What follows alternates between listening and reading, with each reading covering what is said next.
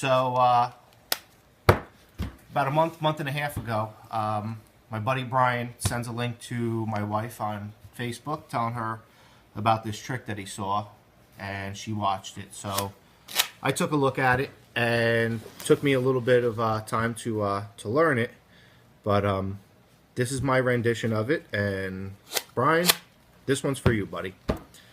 So, a lot of times when people see what I do with a deck of cards, they always ask me if I want to go to Atlantic City and make some money.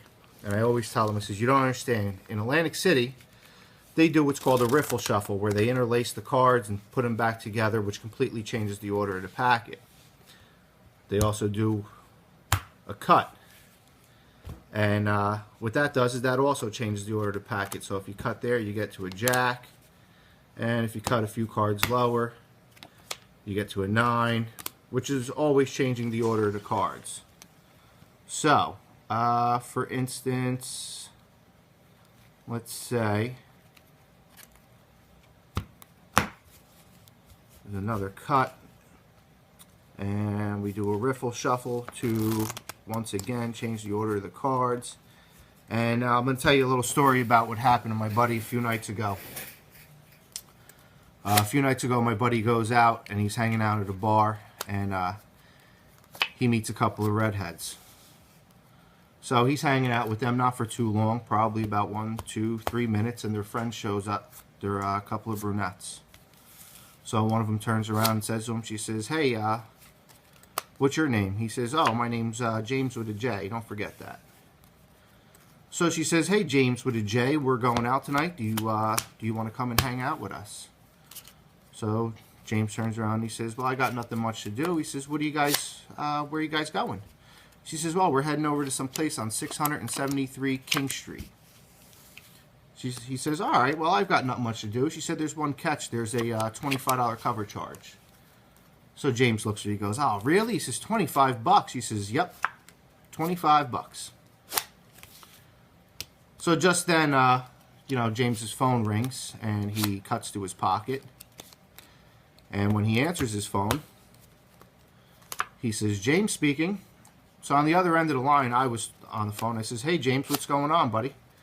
He says, "Oh, nothing much. Just met up with a few girls tonight, and we're going out." I says, "Oh, really? Where you headed?" He goes, "Oh, someplace on 700 and something King Street." Now, the girls immediately knew this was wrong. They said, "No, no, no. It's 673 King Street." So James turns and says to me, he says, "I'm sorry, it's actually 673 King Street." So I says, "All right." He goes, "There's one catch, though. There's a cover charge of $25. So I said to James, I said, "Well, I'm a little short, buddy. I only got 10.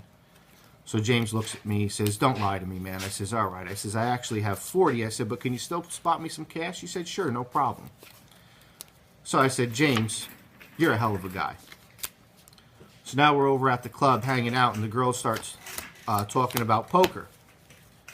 So one of them turns around and says, "Hey, can you cheat at poker?" And James says, "I could do what I do what I can." She says, "Well, can you deal me a full house?" So James says, "All right." He says, "What do you want?" She says, "I want 2 4s and 3 8s. So James says, "There you go." So one of her other friends says, "Well, I don't want to get beat, so can you deal me a better hand?" He says, "Well, what do you want?" He says, "Well, you know what? I'll take care of it myself." He dealt her 4 9s.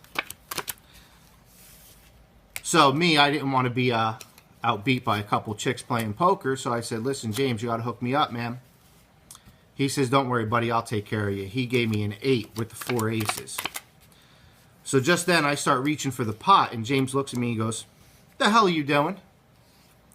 So I said, "James, you can't possibly beat that hand that you dealt me." He says, "Actually, I can. There's only one hand that could beat it, and it's a straight flush, and that's what I got." And that's 673 King Street.